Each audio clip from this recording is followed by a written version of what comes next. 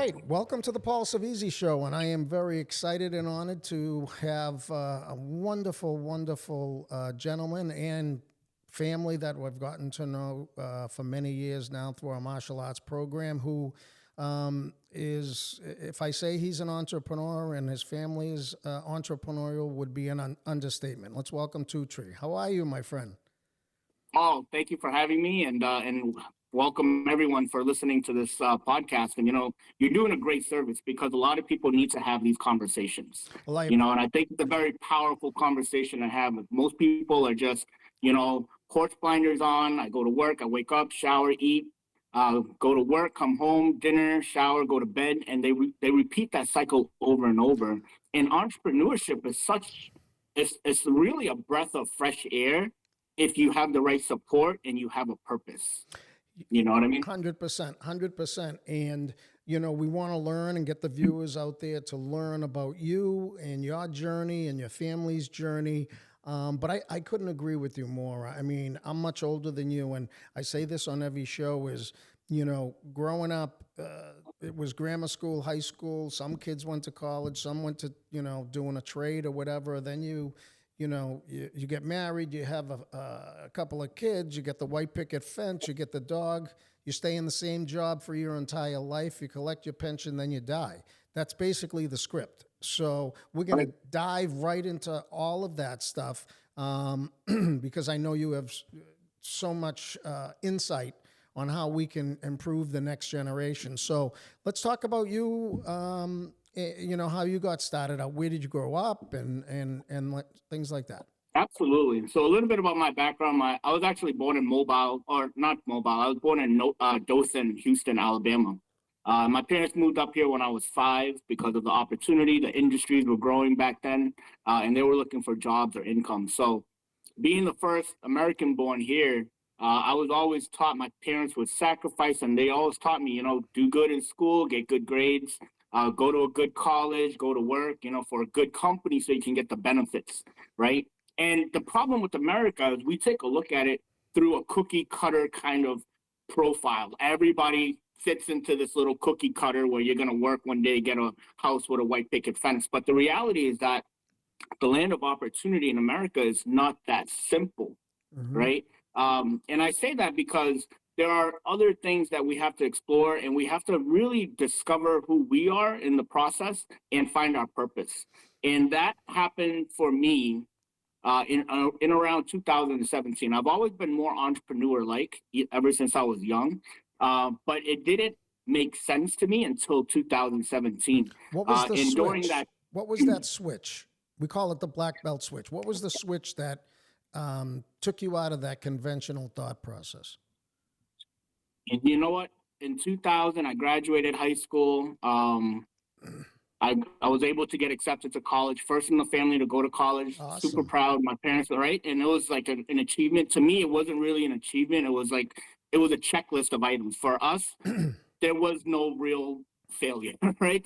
Like expectations were there. And I think it's important to have expectations, right? So I was the first to go to college, but in 2001, my dad ended up having a stroke. We were on Oh, family vacation, and he had a stroke, which left him paralyzed on the left side of his body.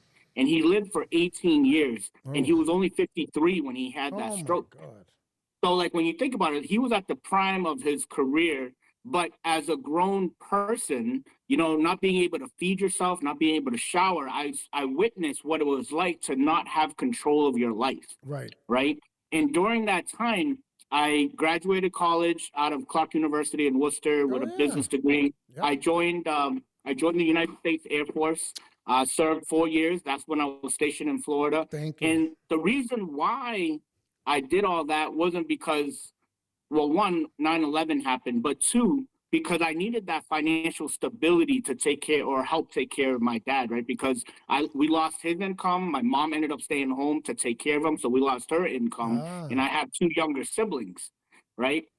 And so I pushed myself. I ended up doing really well. I made 200,000 before I was 30, and great. I thought I was successful. I thought I was doing well, breaking 6 figures. Yep. Ended up getting rental income and everything. Right, we ended up getting rental units.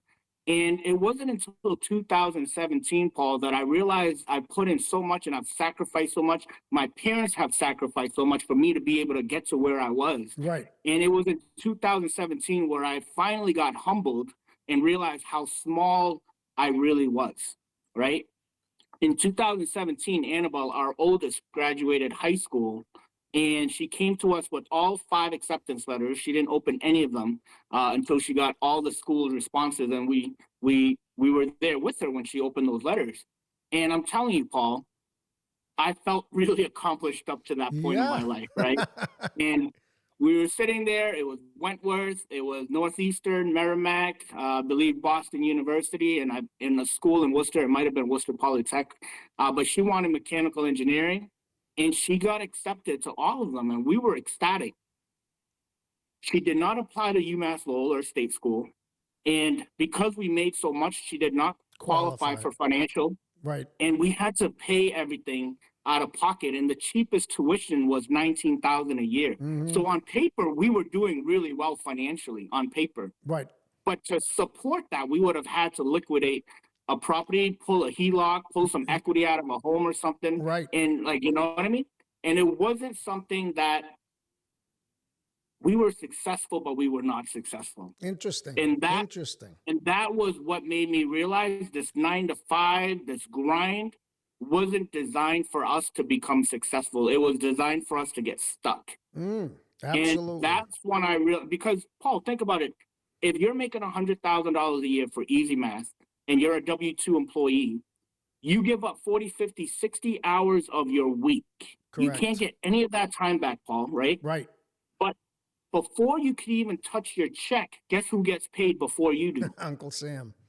Uncle Sam, right? If you're a W-2 worker, there's nothing that you can do to control taxes. They Nope. take it before you touch it, Right. right? But that's when I started learning that I needed to know how to manage my own money. So I ended up getting licensed and joined the financial service industry Yeah. because I realized that in America, the tax laws that most of us don't understand, they create this animosity where we get upset and envy and jealous or just mad at businesses who make billions of dollars a year Right. and they pay no taxes. Right. But it wasn't until I got my license that I realized now that I'm self-employed, I'm a 1099, I'm a business owner. Right. These tax laws are actually designed to encourage us Ah. to become entrepreneurs because if I made $100,000 a year in my business, the goal is to keep $100,000 a year Right. because now I get to write off some tax deductions. I could learn creative ways to expand my business, Right. right? Keep more of my cash flow within its operating sense where it's making me money.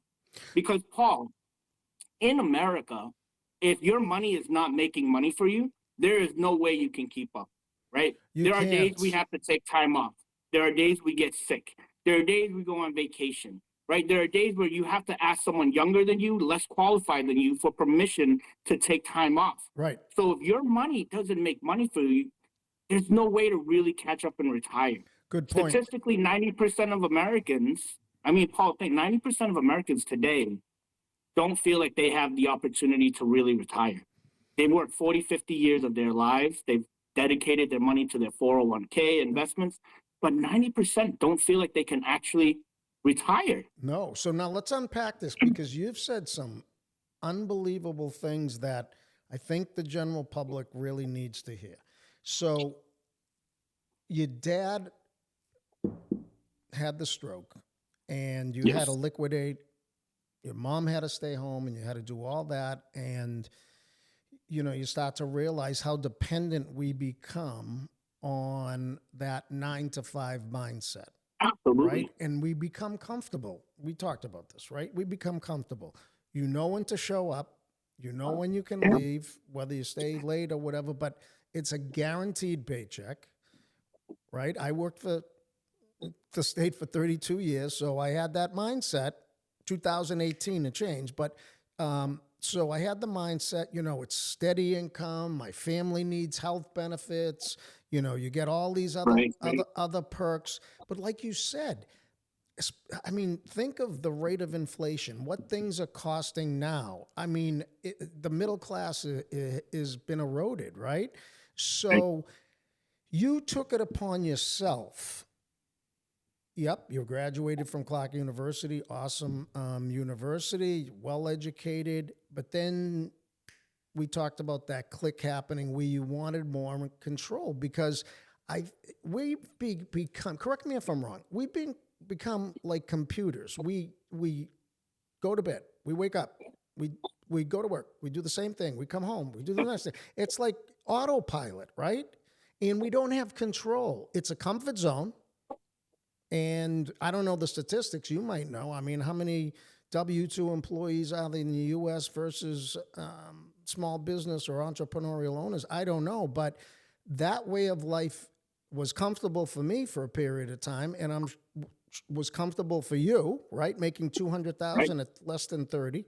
But there's so much more opportunity, and I guess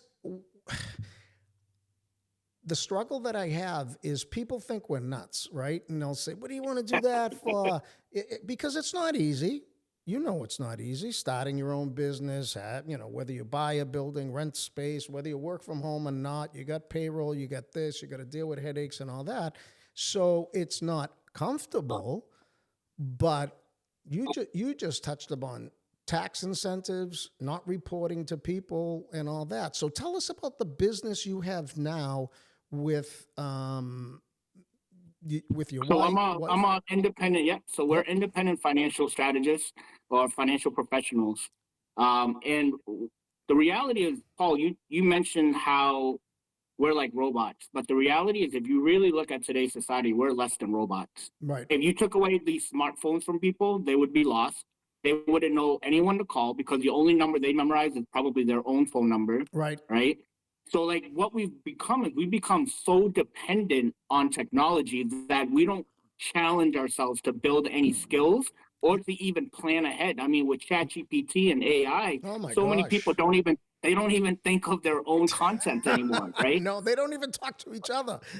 They Right. don't. They absolutely don't. And the problem is now, when we talk about entrepreneurship, for us, we focus on a way where we can help families understand how to let their money make money, right? So one, we are robotic in the sense that we have this controlled setting because if we're robotic, we don't challenge things, we don't want more for ourselves. We just kind of fit into that mold and then play along. We just take the ride for what it's worth and try to and hopefully be able to retire. Right. Right. But when it comes to being crazy and people asking us, oh, you don't sleep, you're always around the clock, you work and you have all these projects, you're traveling all the time. The thing is, no one, when you're at a job, you have to take the paycheck regardless if you like what you're doing. Right. Right. Good Right. point. Good point. Because some people go for the benefits. They might not like the company, they might not like their manager, they Yep. might not like what they're actually doing, but they need the paycheck. Yep. So they'll allow themselves to lose a little bit of who they are Mm. for that paycheck. But in your business, Paul, I'm sure even if you weren't getting paid, you still want to teach students, you still want to practice martial arts, you still want to do what makes you feel whole and complete. And the difference is that when you're in your own business, you pick the purpose and the passion that you want to do, Love it. and Absolutely. the Abs- rewards pay for itself. Absolutely. Purpose and passion. That's put so eloquently, and it's so true. And you're using these words like stuck, purpose, passion, because at the end of the day, we're people, right? Yes. We're not robots. We're people. We're human beings. You mentioned technology. You have younger children. I'm nervous, right? I teach kids all the time. I got a new grandson, and I'm saying these people are growing up in this era. Like, oh my God, they're texting at the table. There's no human interaction, like you said. Right. What do we do? Like, how do we You know, instill this in the next generation? That listen, public speaking. We need life skills. You mentioned skills, right? Where's the skill sets? and that's gonna be the differentiator because the younger generation today, the ones that know how to network socially, the ones that know how to act and read people, learn how to build on the soft skills, Yep. they're gonna stand out because think about it, as we age and the younger generation steps up to become the voters and the lawmakers, Right. right? Most of them are gonna be this cookie cutter person. So that's why like we have our children in sports all year round. They're in multiple things all at once. My like Cosette Kalani, they've been with you since they were 4 years old each, right? But it's not it's for the skills that people lack these days, because the small 10% of the population that will know how to treat people right, will understand how to read body language, know how to build relationship, they're going to stand out, and they're going to be a lot greater than everyone else that's just thinking through a robot, right? You're absolutely right. Where do you think? And Go ahead. I'm sorry. yeah. I was going to say, where do you think with this AI explosion, like, where are we going with this technology? Because, like you said, you really don't have to think. You don't have to write an email. You don't have to have content. If you're a business, you don't. I, I mean, people are talking to these social media platforms like they're human beings. Where are we going? So as employees, they look at it as ways to make their jobs easier. Yep. They're looking at it as a way to do less work and still get paid the same. Okay.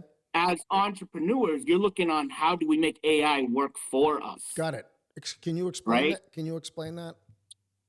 So, like, the reality is that AI can't replace certain jobs that require the human touch, right? I don't believe like karate, you can't replace that No. with AI technology. It's not the same watching on a video or on a Zoom or watching one of these recorded uh, videos on how to do these steps and foundation, because you need someone to actually walk you through the corrections and walk you through the emotions of the steps, right? So you Right. have the physical and mental the physical, the emotional, and the mental training for discipline in Right. karate, right? And so for us, we teach the kids at home how to be financially disciplined, Awesome. right? And the Yeah. reason being because in the future, if you don't depend on money, you get to design and become who you want to become. But if you depend on money, you always have to fit in to what other people need.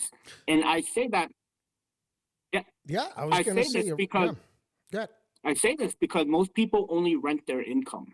Mm, We teach our kids to own their income, meaning that if your job no longer needs you, they can replace you. If you get fired, laid off, quit, you no longer have that income. We teach our kids to create a system or to actually keep up with the system where you own your income, where your money is making money, and it doesn't matter what you do, your money is still making money, I love it. right? I love it. Yes. Yes.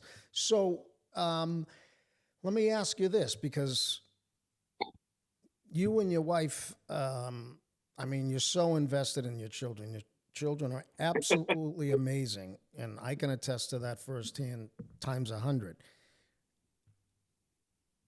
I've had so many people on the show discussing about education today, how vocational training or vocational schools have really erupted, I should say. Where in the older days, people would say, "Oh, that's the blue collar school, the vocational Right, schools, right?" right. Like, the kids that got in trouble would go to there.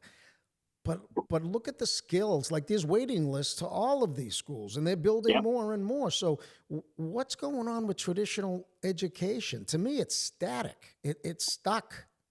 Absolutely, and you're right, and it's apparent. You know, you look out there, it's very noticeable because there are so many people with degrees today that aren't either working in their fields or not working at Nope. all, No. right? And the problem was because if you look, I mean, to me, I don't know how long it goes back, but in 2000, the dot com and everybody thought the world was going to end.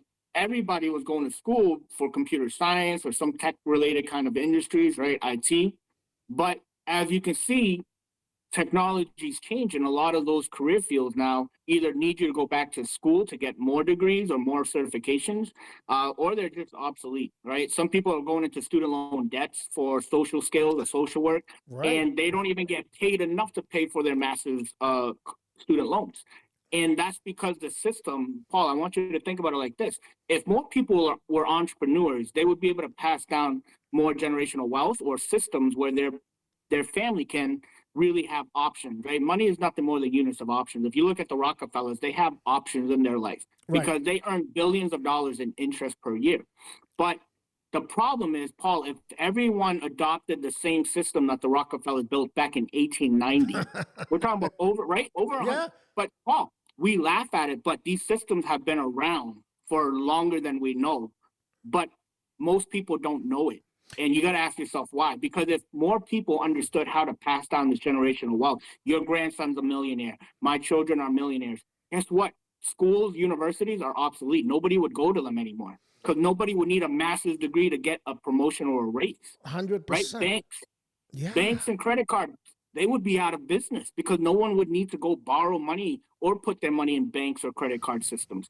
That's why they need people to stay uneducated when it comes to financial literacy so that we can rely and depend on banks, credit cards, and universities and colleges, So you think right? this is a well-designed plan, which is Absolutely. okay. Paul, who's gonna clean up the restaurants? Who's gonna wash the dishes, mop the floors, clean the toilets? Right? Like let's be real, let's be really honest about it. If you wanted to create Paul, even if you wanted to create a system where your dojo never runs out of money, Yep. we can use a trust system, right? We create a trust. Let's say your black belts that have been with you, let's say my children, Yep. right? They've been with you since they were 4. Imagine if we created the Rockefeller system. I'm just going to adopt the Rockefeller Yeah, system. please do. As a business, you can take a permanent life insurance policy on my children. You have insurable interest because one day they might become your instructors at your dojos, right? Right. So think of someone like Chris who's been with you for the majority of his life. So now you have this cash value building up in this policy, Yep. right? The beneficiary to all of these policies would be the trust. And now the money just keeps recycling itself through, which is how the Rockefellers have been able to do it, right? Interesting. And then now you don't have to worry about paying your instructors because when they become instructors, they have all this cash value in their policy, right? To pay, you could use that money to pay them, right? You can do so many, there's just so many So things many that you can do with options, right? So many there's different. just yes, and that's what it is options, Paul. Right? We understand how this works. They allow us to have options. Look at Michigan University and Jim Harbaugh. Yep. Right? I don't know if you watch football. Do you watch football? Yeah, I do. All right. So Michigan University hired Jim Harbaugh, paid him nothing. Right? He took them all the way, brought a trophy home and everything. Right? But Jim Harbaugh was able to increase his asset or net worth by over $40 million, and Michigan gets all their money back. And the way they were able to do that is through financial strategies or wealth strategies. Okay. Michigan University loaned, right? They loaned Jim Harbaugh $14 million, right? So they were going to get it back. Right? Yep. So there's no taxes on a loan. Yep. So Jim on that pay did not have to pay taxes. Guess what he did with that $14 million? Invested it. No, he didn't invest it. No. See, people jump to investments first. But Okay. what people don't realize is when you invest, you got to pay taxes and you're at the mercy of the market, Right. right? Jim Harbaugh took that $14 million and used it as the premium to pay for a permanent life insurance policy called an index universal life. Got it. Okay. Not a whole life, but an index universal life. And now with that IUL, that $14 million bought him $43 million of life insurance protection. Got it. So now, if he needed money for health or anything, if he was disabled, couldn't work, he would have access to over 40 million. When he dies, his family receives $40 million, right? But in that cash value life insurance, now I'm kind of stepping outside of the conversation and I'm talking about finance. That's okay. You're a financial guy. We love it. We But need in it. that $14 million that he used as the premium to pay for the life insurance, he's earning hundreds of thousands of dollars a year on interest Just alone. interest only. Just on interest. And he can use that tax-free because IRS tax code 7702 allows one tool in the whole portfolio of the financial service industry to be tax advantage. Yep. That can protect the money from market volatility and loss and create instant estates, and you can borrow from yourself tax-free. So they use the strategy where later on Jim Harbaugh will return the $14 million with whatever interest they agreed upon, right, to Michigan University. But he is generating hundreds of thousands of dollars of tax-free interest in his IUL, depending on how it was designed, which is probably for growth, not for protection. $40+ million in death benefit. If he does die, 40 million plus pays out to his family, right? And Michigan gets their money back. But these are all strategies. Imagine if more people were doing that. So imagine if you were doing that with your instructors for dojos, and now you expand and have 40 dojos across the country. Oh boy. So wait a minute. Let me ask you a question. You just, that fact pattern from law school, we'll call it a fact pattern, right?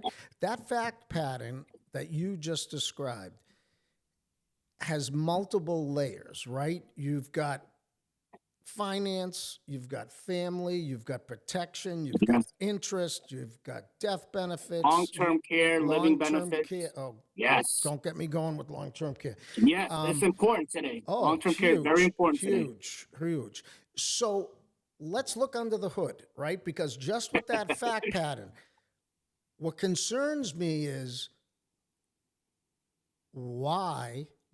Now, obviously, you're a professional in the industry, but why does 90% of the population not know this or not know where to find this information or go to someone like you? Well, How you know come? what? And that's because people that I want you to think about it like this, Paul. The government will only promote what they can tax. Right. Think about it, right? The pension plan, they got rid of that, even though that was still taxable income, but the government replaced pension plans with 401k. They want people to save money out of their own paycheck until they retired. And And that, guess what? You're saving your money and you're letting it grow to hundreds of thousands or millions of dollars so that they can increase taxes when you need it most when and you, then take a chunk off of it when you retire. right. Right? So they're only going to promote what they can tax. Even if a company offers a Roth 401k, Yep. they won't even promote that. They won't mention it, right? You'd have to go and ask, just like CPAs. They might be good CPAs, but a lot of them won't tell you what to do. They No. only prepare your taxes. Yeah, not strategies. Right? No. No. They No. don't. Yep, they don't explain strategy. If you come to them and you ask them, "Hey, the Augusta rule, can I apply that?" Yes, you can. Can I hire my kids, open an IRA tax free? Yes, you can. Right? But if you don't know it, they're not going to tell it to you. So why? Think of the people that promote buy term and invest the difference. Right? Why? Paul, less than 2% of term policies pay out. Nothing wrong with term. Every rental property I buy a 30-year term to cover the 30-year mortgage. Right? Yep. But that's not a one tool fits all kind of situation. Right. Those are strategies, right?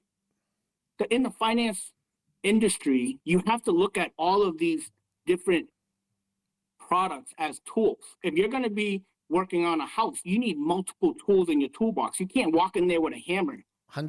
You 100%. just can't. But people that believe in that strategy, they promote it because one, they know that most people will pay for a term because it's low in cost, Right. and most of them will outlive it, cancel it, or it'll expire.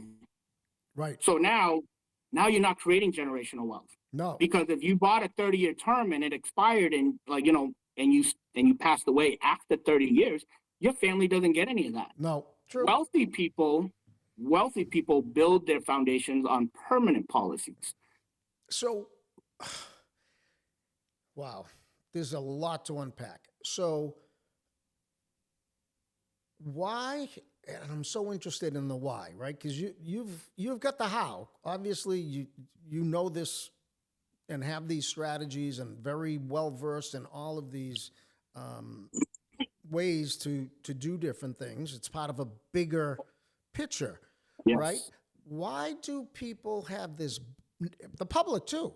Oh, this guy makes tons of money, and I heard that he didn't pay even like with politicians, it didn't pay Right. taxes on this and whatever, and then they come out, well, I'm just doing what the law provides. That's looked upon as a negative, right? So Right.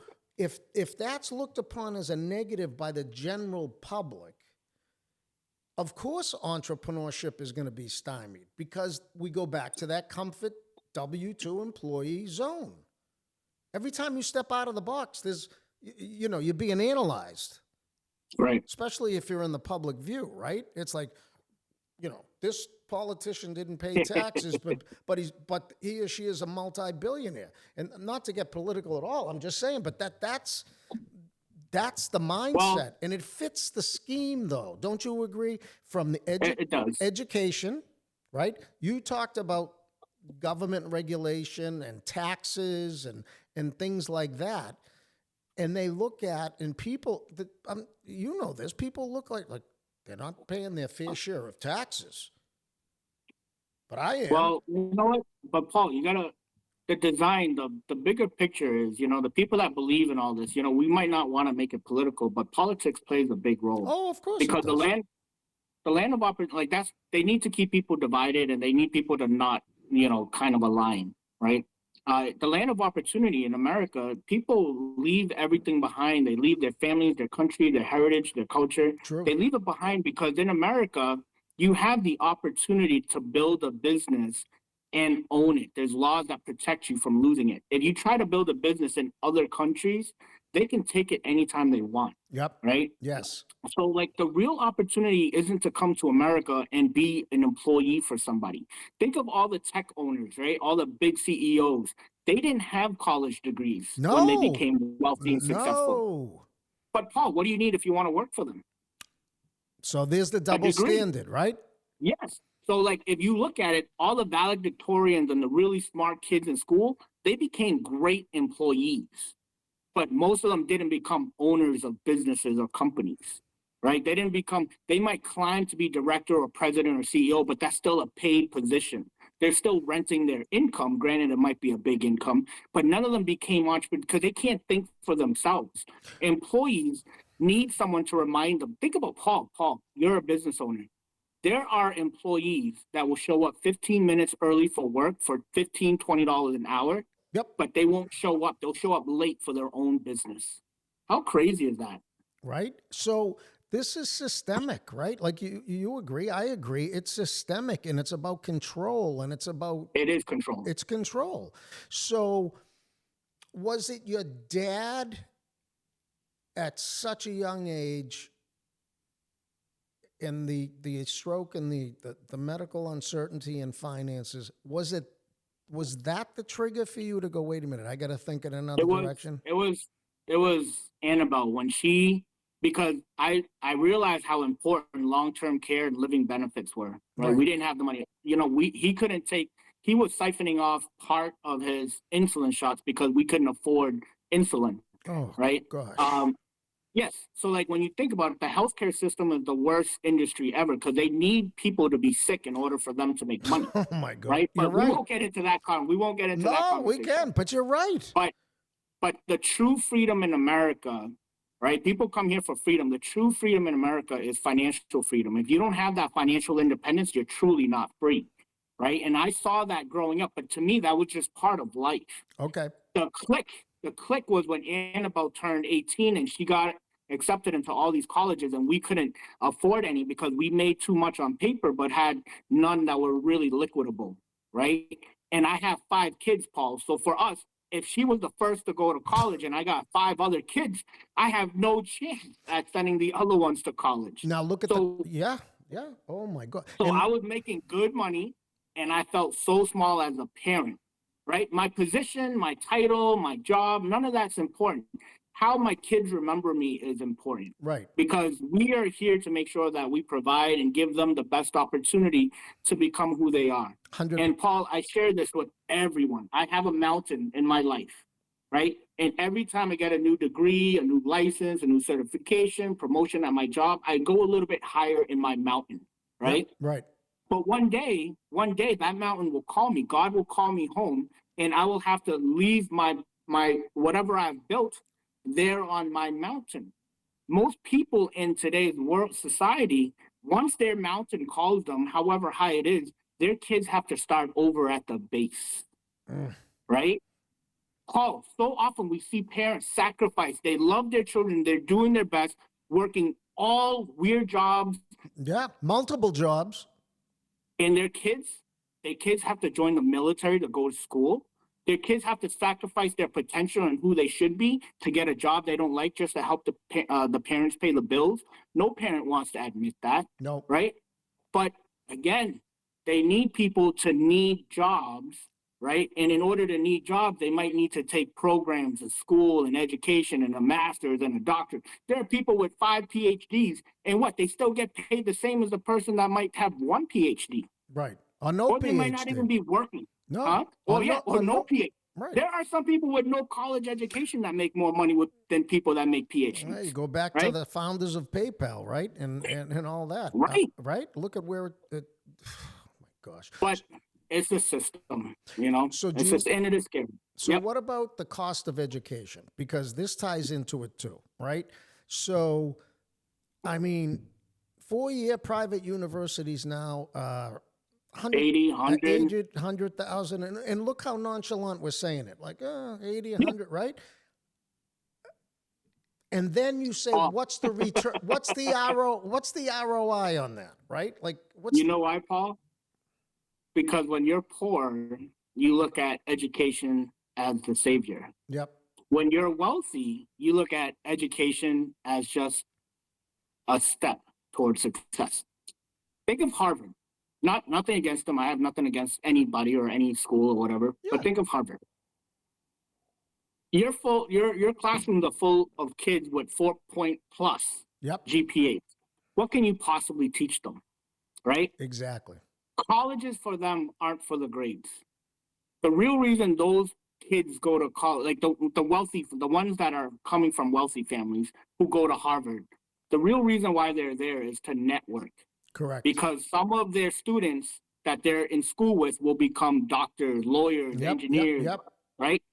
The poor students that come from low income communities, they go to Harvard as this is my ticket to get out of poverty, Got it. because they think that the school's reputation and brand will land them a job, Right. right? Or a better job, right? So when we go back to trade skills, do I think trade skills are doing better? Yes, because there was a rush for degrees back then, so nobody did trades. So now there's a shortage, right?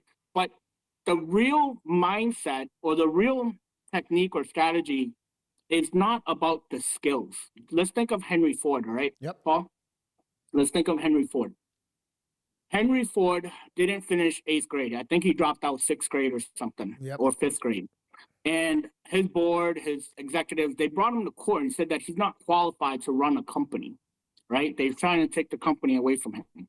And Henry Ford sat there and testified that why would I need to fill my brain with this information when at a push of a button I can summon the people with the answers? Right, Paul? Yeah, Right? you're right.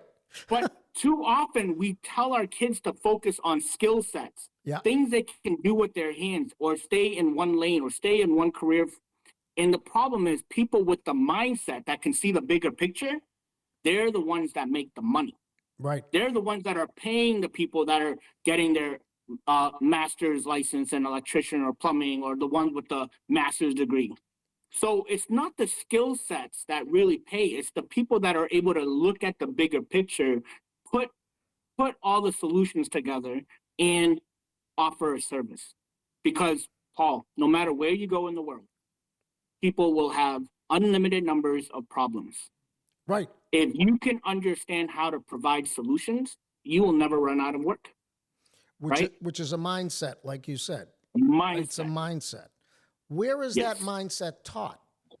Taught from home? Well, Taught from, I mean, you just said you teach your kids about financial freedom, right?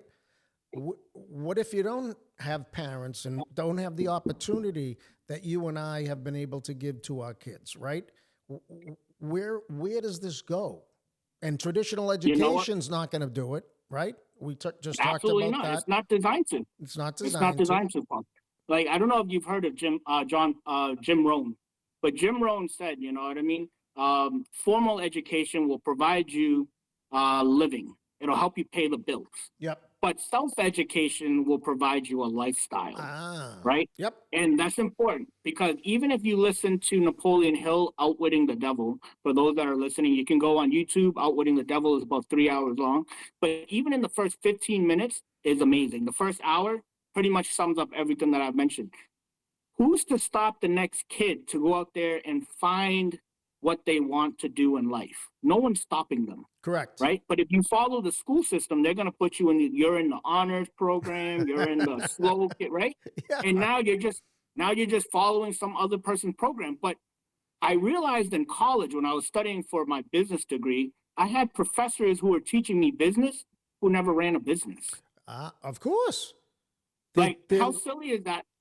they're Paul, lifelong professors. That's why.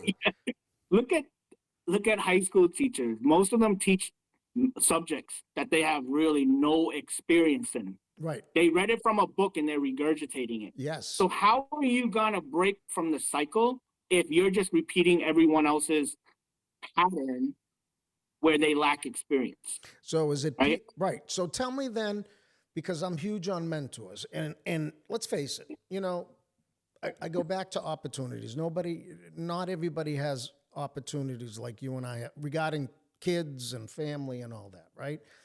So what is it that, like, it's people in our lives, people in our kids' lives, people we should reach out to?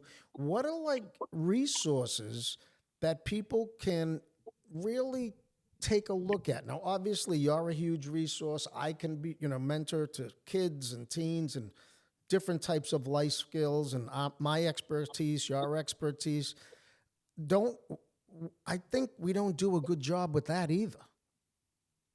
It's not that we don't, it's hard because even as a parent, Yep. right, we try to give them our values and our perspectives, Right. but we only have a few hours in the day with them. And then they go to school and now they're Mm, with their friends and their peers for like 10 hours a day, right. right? Social media, online presence. And now you really can't control that kind of information that they adopt.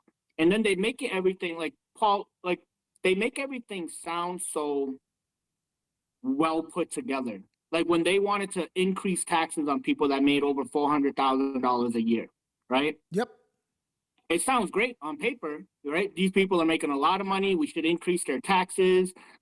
They deserve to pay more. They should pay more. I mean, we see the exodus in California, New York, Massachusetts, where they're trying to do an exit tax so people want to move out, right?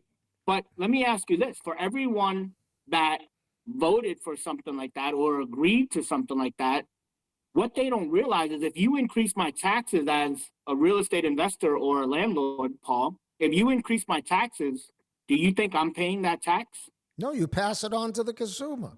Absolutely. So I then don't pay that tax, so it doesn't matter to me, right? slippery What slope, right? it is, and it doesn't matter to me. I do I feel bad that I have to raise rent? Yeah, absolutely. But guess what? If you're gonna want me to pay more taxes, I'm just gonna pass it on to the consumer. No different than the grocery store will do that when you buy groceries. No different than the gas station when you pump gas, Right. right? So like it makes it sound so noble that we should tax wealthy people more, but they're just going to pass on that tax because again the tax laws are designed to protect business owners. It's it's unfortunate that you choose to be an employee, right? Right. I mean, it's just the way it is. I mean, it sounds terrible to say it out loud, but you have the same opportunity that I have to start a business. You just need a mentorship, a coach. You need someone that will support you. Usually, it's not your friends and your family because they Nope. don't want you to surpass them, right? They don't want No. to be left behind, right? It's not because they genuinely care. It's too hard for you. You're not good enough. It's because if you become successful, guess what? I've had to trade out, swap half of my network because it's 100%. true. They get It's jealous and true. envious. Yes, and it's just the energy is too draining. It's just too much to keep up with there, right? And it's true what our parents say. You're the average of the people you hang out with, and you don't realize that until you try to become great, right? Exactly. Reach for the Like when stars. you're like everybody else, it's like, all right, yeah, whatever, these are my friends for life. But then when you try to become better, they're like, oh man, what they're saying is, oh, don't set yourself up for failure. But what they're really saying is don't leave us behind, right? 100%. Because they're not as motivated. They might not have belief in themselves. So they 100%. want you to stay at that level too, Back right? I'm not saying everybody's like that, but for some people, if you really want to help the people closest to you, you have to become successful. And then you can 100%. come back. That But you circle, can't pour from an empty cup. nope. That circle, like you said, gets smaller and smaller, Absolutely. right? And the gap between the people that you thought were the Yes. similar as you become noise, which Yes. we don't have time to have that noise in society. We just do. Yeah. We don't.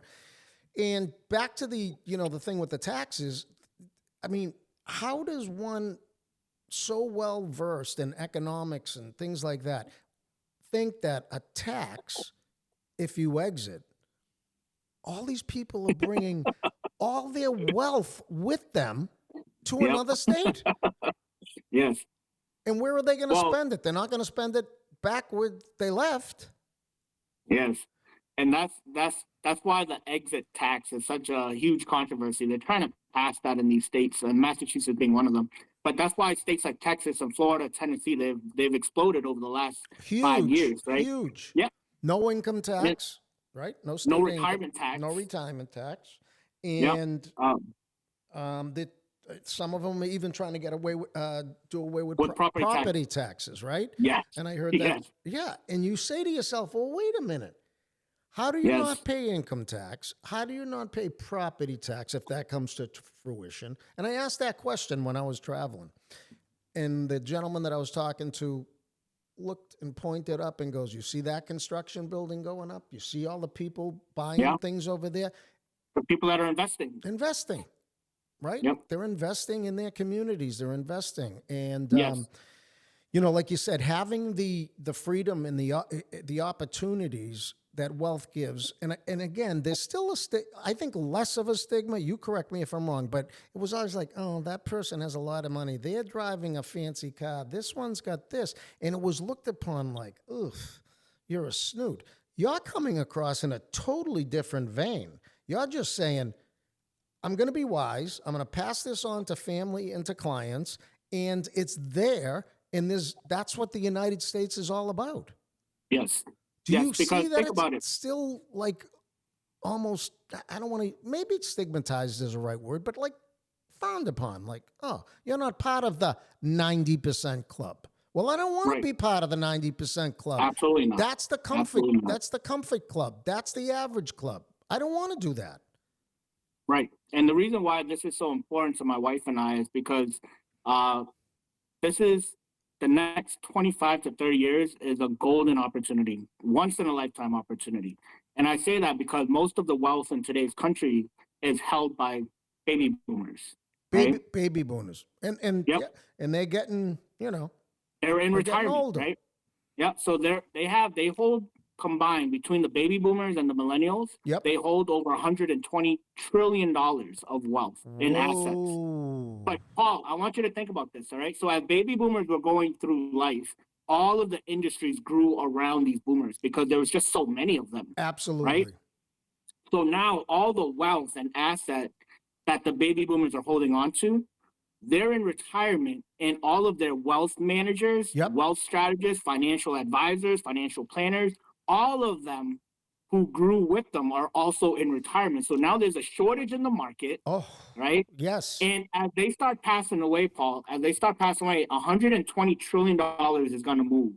Now, the question is, it either moves straight into BlackRock, into Wells Fargo, Charles Schwab, Yep. Edward Jones, right? Or we expand our licensed professionals in our communities Yep. and have more people understand how to manage this money and start absorbing some of these so that we can keep the money within our community. And we're still gonna recommend some of these providers based on what people actually need, right? But when you don't know what to do, you're just, I mean, when was the last time you saw Charles Schwab stroll through the neighborhood and offer someone an amazing retirement package? Right. Never.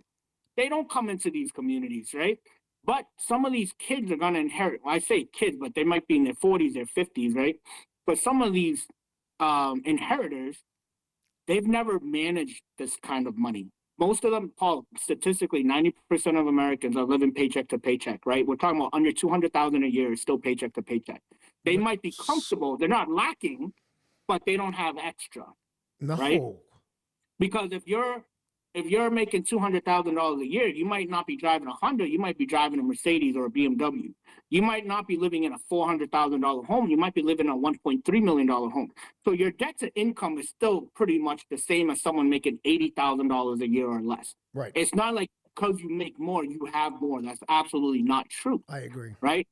Doctors, or even if doctors and lawyers who make $300,000 a year or more, they might make a lot of money, but they're stressed. They're 24/7. Well, look at They're 24. Look at what's going on. And you raise a good point because I was talking to an airline pilot, baby boomer. Oh yeah, I'm retiring, and that's why there's a shortage. That's why planes and are late and things being canceled. Obviously, there's other reasons too, but so they're leaving that industry, and then try to get a primary care doctor now. You can't get a doctor. It's expensive. Everyone's. So what are they doing? One's retired. Right, they're leaving. Like you Yeah. can't get a doctor. A family member saying, "Oh, yeah, my doctor's appointment. I couldn't get an appointment for a year out. A Yeah. year." So it Yeah. affects every industry, like you said. Absolutely. Don't you think it, Absolutely. don't you think it's a comfort zone for people who've never managed money to say, "Oh, let me find this big company that has this big thing and let me put it there," as opposed to, like you said, having folks like yourself who can strategize and do different things on a personal level. Yes. That makes sense to me. Yes, because these companies, you're just a number to them. They Right. don't know your birthday. They don't know, what your kids' names are, Right. right? And to them, it's just the process. But more importantly, look at how many people win lotteries of $1 million plus. They're usually broke within 2 years. Look at all these professional athletes Athletes that stop playing, movie stars, right? Once they stop working in their industry, they're worth multi-million, right? And they happens all still the go time. forth. I, Yeah, look at Cam Newton. Look at some of these other players where, like, they made a lot of money, but they use and spend a lot of money, right? right. So when you don't have someone, the problem is, Paul, when you don't have someone that is your own personal financial strategist, the problem is if you want to check on your overall portfolio, Portfolio. Yep.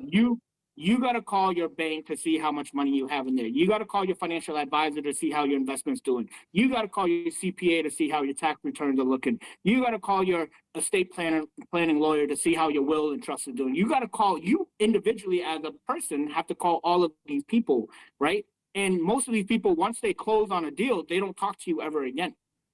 For someone like me, if I have a client, guess what? I'm talking to their estate planner. I'm talking to their financial advisor. I'm talking to whoever I need to talk to make sure their holistic portfolio, everything is in place. So Because our job is not to sell life insurance, Paul.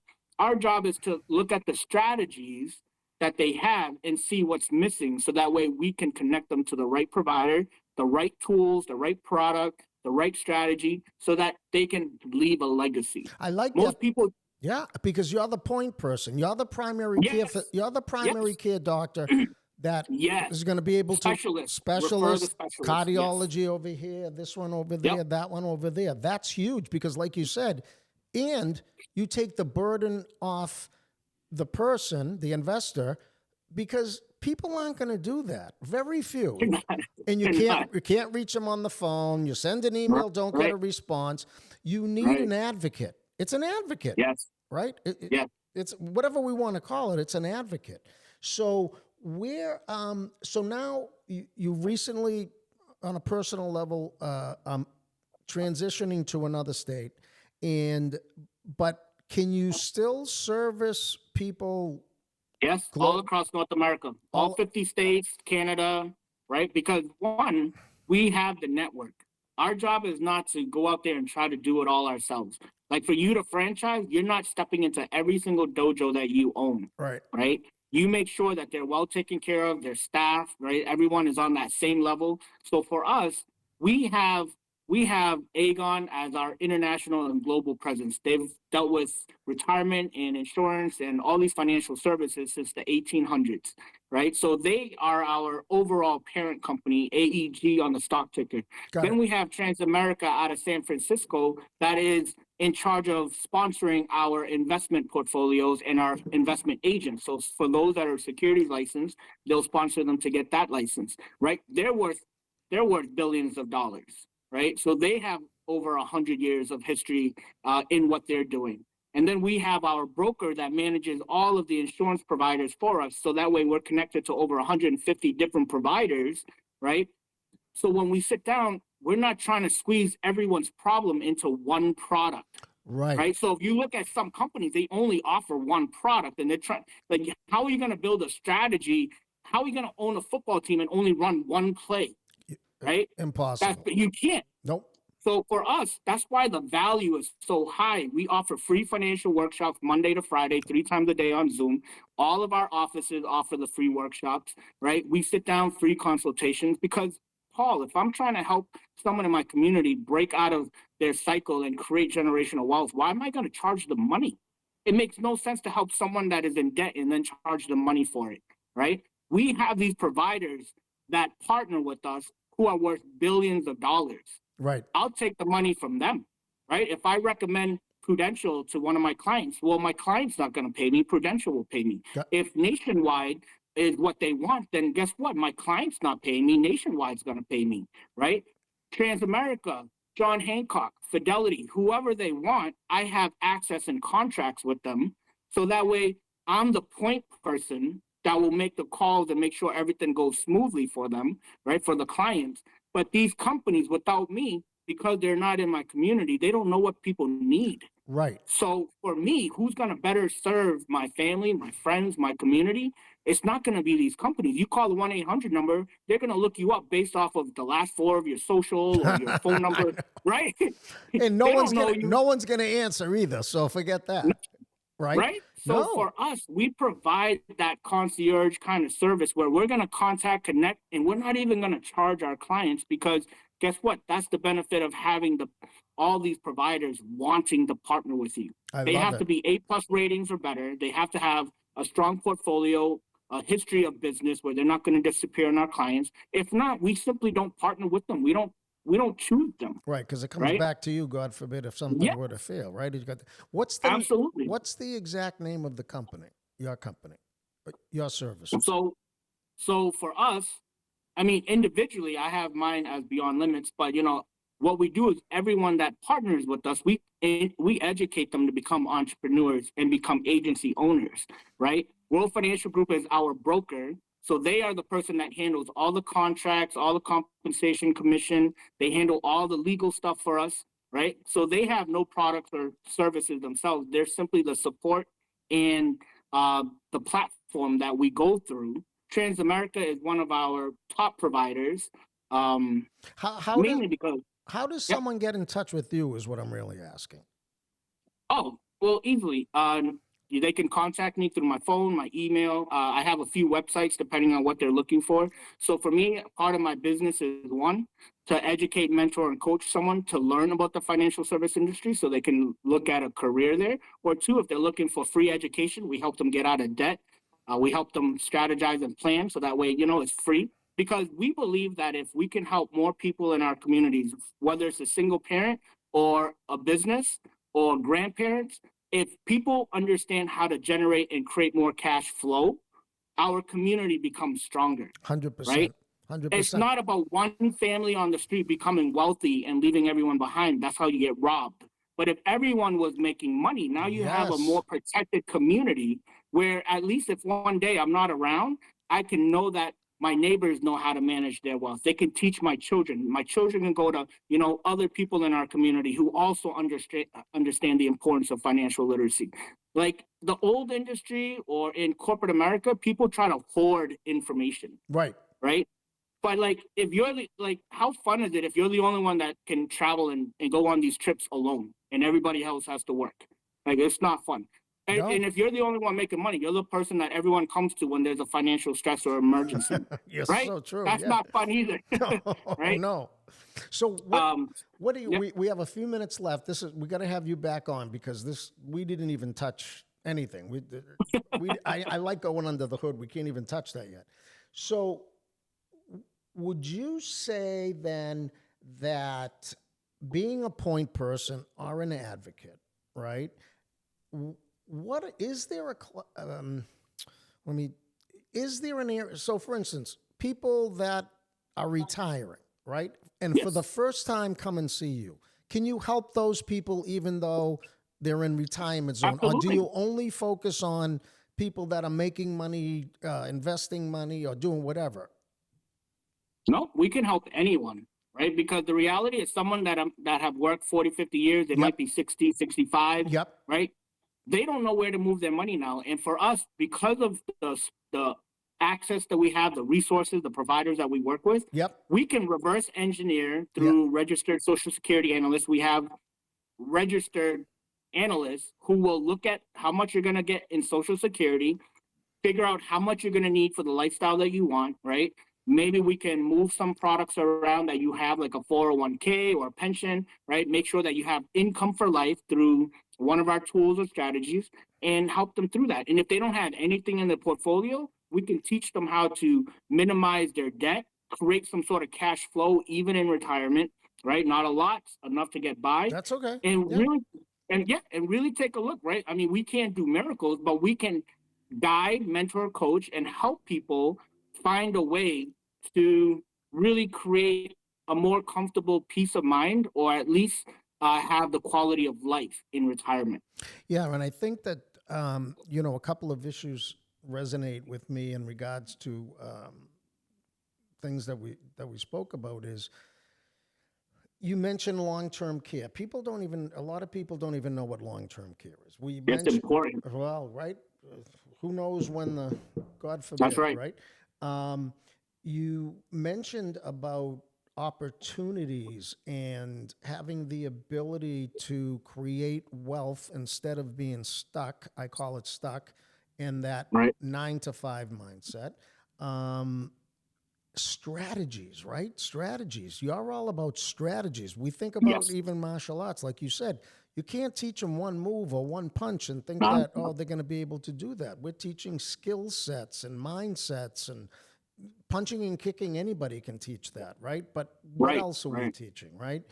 So I really admire and appreciate it. And you taught me a lot of different things. And obviously, we're going to talk again personally. I know you're going through a lot of things, but you can do a lot of things for companies, small Yes. businesses, big businesses, individuals, older, younger, sideways. Yeah. You're educating, right? You're educating.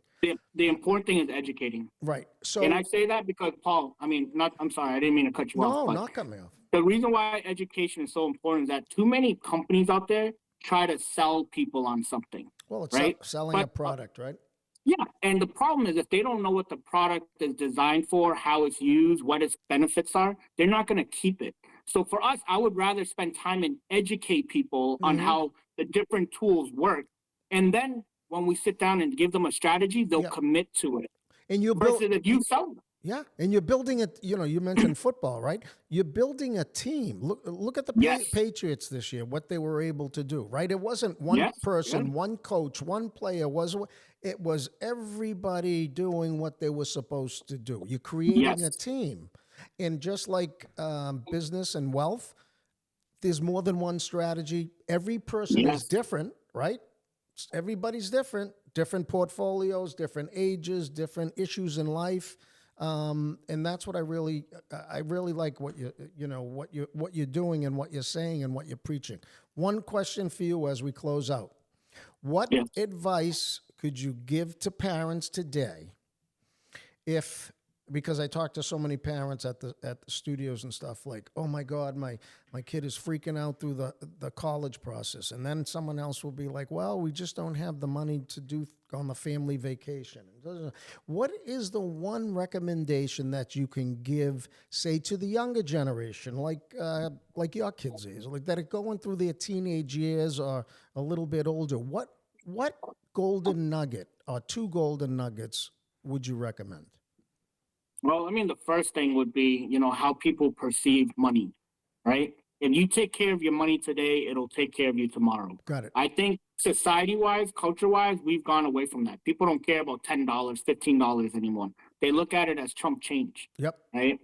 But if you put away $10 a day, that for a newborn baby, if you put away $10 a day, that child will be a millionaire by 50 years old, I know that's right? crazy. I know. Because compounding interest really is the eighth wonder of the world. So if you take care of your money today, it will take care of you tomorrow. The second thing I would say is, you're sacrificing your time, your energy. Might as well learn how money truly works in America. Give yourself the chance, because companies, I don't know if you noticed this, Paul, but some companies, they won't give you a raise until you threaten to quit. They knew you were always worth that value, Mhm. but they weren't willing to offer it to you until you're looking to leave. True. And so many people, because of that, sell themselves short, right? So if you're going to spend time in America, learn how money works, because no matter how good you might think your job is, no matter what good your position is, the moment you have a health issue like my dad and you're no longer to make that income, do you have that income replacement? Do you have that income protection? We don't stay young forever, right? And we don't, like, jobs aren't guaranteed to keep you forever. Look at during COVID time, people didn't have an emergency fund for 1 month. No.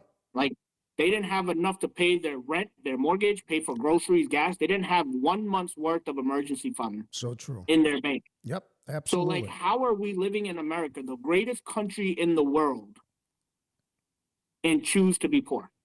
And I say that because our life choices, our daily choices are important. You know, $10 at Dunkin' Donuts, $15 at McDonald's, those are life choices, right? 100%. 100%. Because if I ask a family, are you making more money today than you did 5 years ago? Most of them say, yes, I am making more money today than 5 years ago. And then I ask them, has your life improved from 5 years ago? And No. they're, no, it's the same lifestyle. Well, it's not the money. What are It's you not the money. There what are are you doing? teachers. Yeah, Yeah, what are you doing with that money? There are teachers that make far less and they can retire comfortably and enjoy life, right? They're making maybe 60, 70,000 a year and they can retire. It's because they knew and understood how to manage their money so that their money can make money for them. love it. Too Absolutely. many people rely on themselves. And This is a team sport. team sport and about empowering individuals to take action, right? And Yes, whether it's education, whether it's like you said, self-education, trying to be better all the time, each and every day. I yes. appreciate all your time. I wish you the best of luck on your next chapter and your move. Can you give me the names? Well, you can send them to me because I want to get it up for the viewers about how they can get in touch with you. In Absolutely. case they can, it sounds like anyone and everybody can benefit. And if and you're such a truthful, transparent person, if you couldn't help them, you'd say that you couldn't, or you'd refer them to I'll find someone else. someone that could. Because Perfect. again, it's about everyone winning.